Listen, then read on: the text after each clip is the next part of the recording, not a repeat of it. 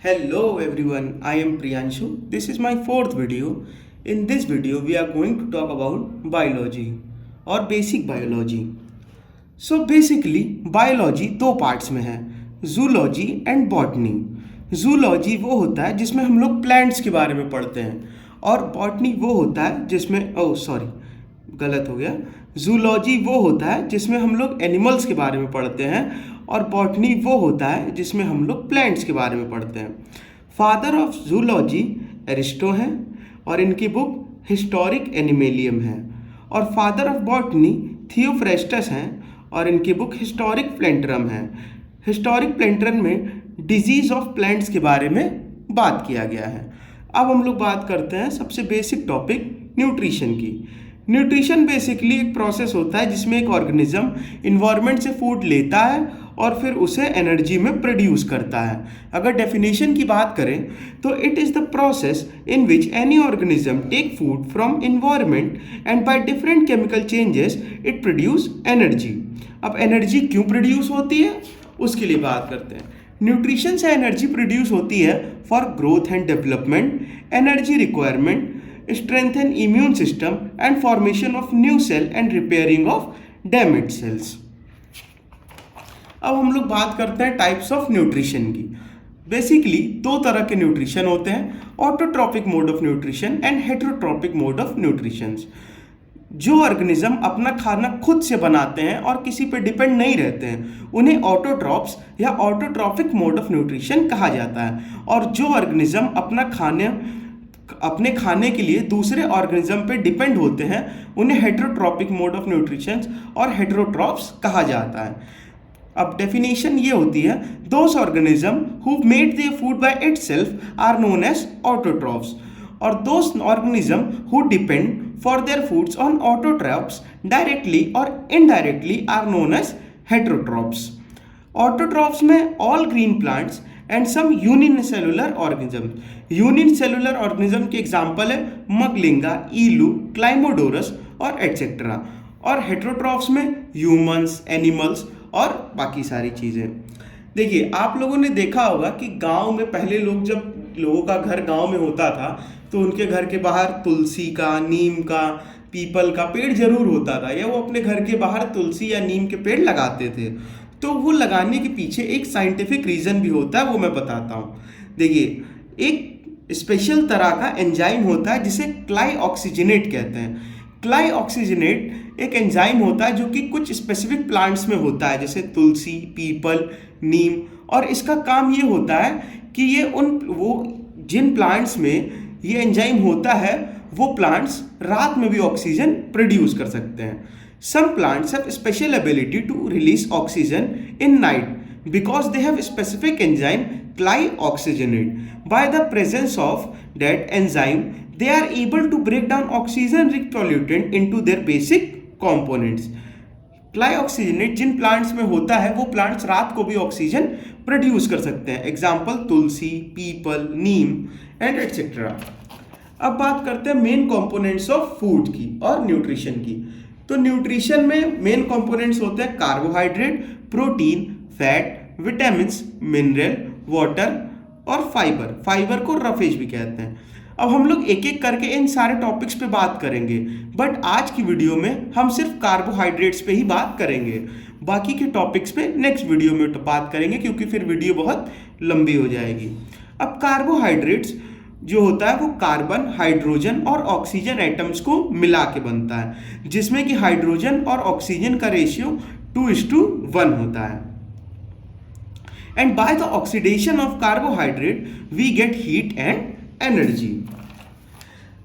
हमारे बॉडी का approx 1% weight जो होता है वो कार्बोहाइड्रेट्स की वजह से ही होता है. और जो लकड़ियाँ होती हैं, सूखी हुई लकड़ियाँ, उनका जो वेट होता है उसमें 80% कार्बोहाइड्रेट ही होता है.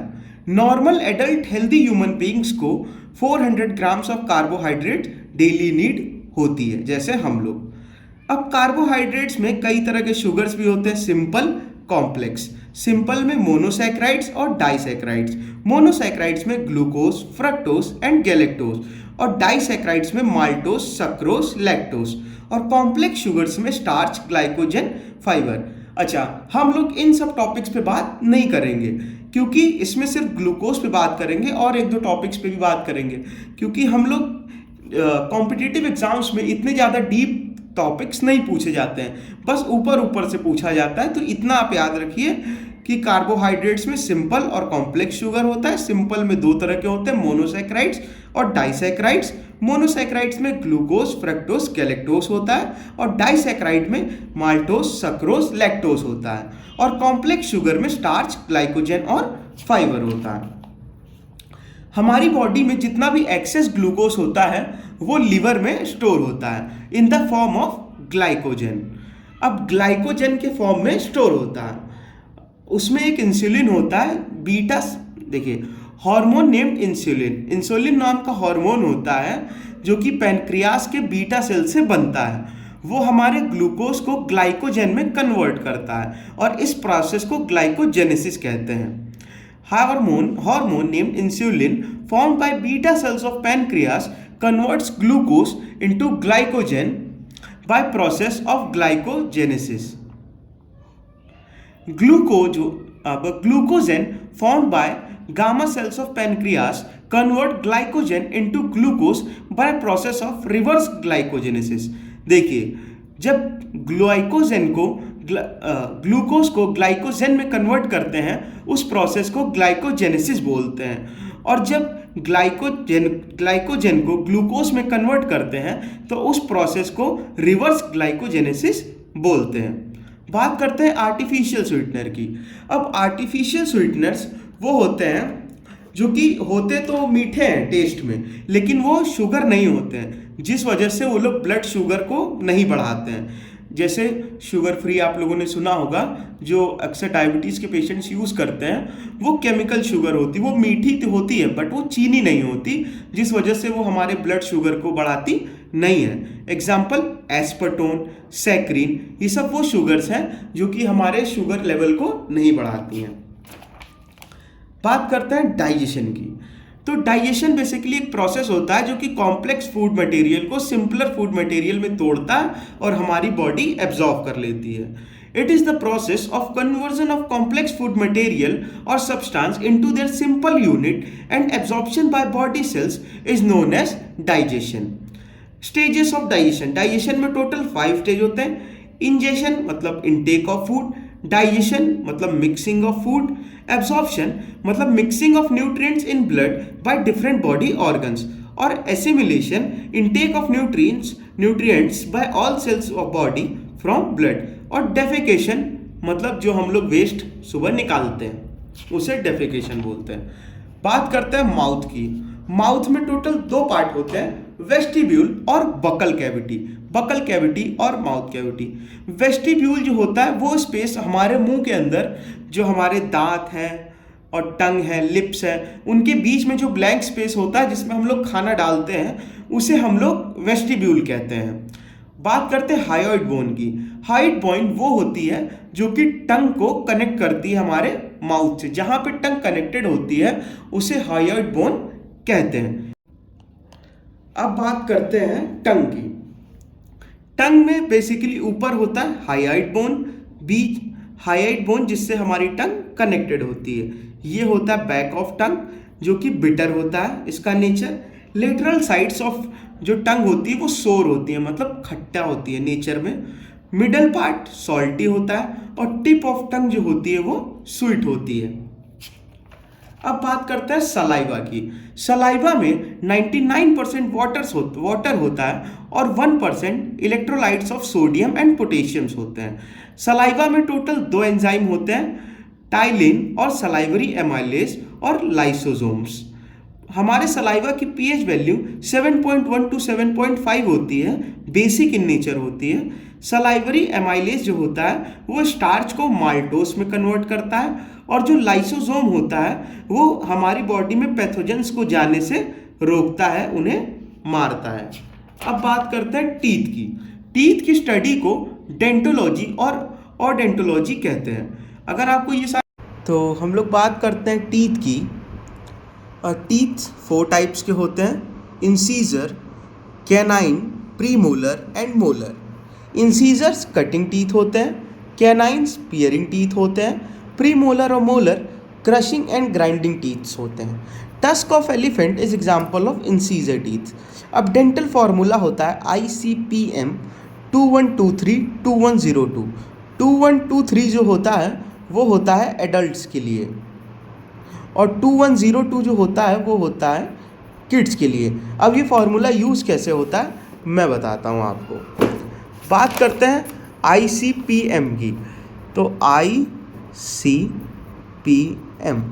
I मतलब होता है इंसीजर, C मतलब होता है कैनाइन, P मतलब होता है प्रीमोलर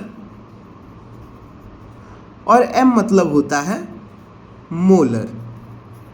अब ये फॉर्मूला फॉर एडल्ट्स कैसे यूज़ होता है, एडल्ट्स में था 2123, इसको जब 4 से मल्टीप्लाई करते हैं 2 × 4, 1 × 4, 2 × 4 एंड 3 × 4, तो ये हमारा हो जाता है 2 × 4 8, 1 × 4 4, 2 × 4 8 और 3 × 4 12। मतलब एडल्ट्स में 8 इंसीजर्स होते हैं, 4 कैनाइन होते हैं, 8 प्रीमोलर होते हैं और 12 मोलर होते हैं। टोटल 12 और 8 20, 20 और 8 28 और 4 32, टोटल 32 टीथ्स होते हैं। और बात करें किड्स में, तो किड्स का फॉर्मूला होता है 2102, डेट इज 2 × 4, 1 × 4, 0 × 4 एंड 2 × 4। तो ये हो जाएगा 8, ये 4, ये 0 और ये 8। मतलब किड्स में टोटल इंसीजर 8 होते हैं, कैनाइन 4 होते हैं, प्रीमोलर एक भी नहीं होते और मोलर 8 होते हैं। तो इस तरीके से ये डेंटल फार्मूला यूज़ होता है। Thank you, like and subscribe my channel.